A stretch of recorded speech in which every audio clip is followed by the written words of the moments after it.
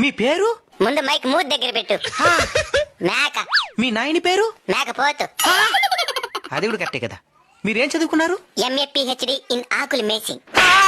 నాకన్నా ఎక్కువ చదువున్నది రిజా. నువ్వు గొప్ప, మేము గొప్ప. నేనే గొప్ప. ఎందుకో?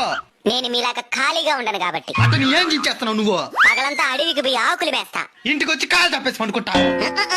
అడవిలో తినిందని మళ్ళీ నెమరాస్తా. చదివింది కూడా నెమరేయకుండా మర్చిపోయి మీరెక్కడా?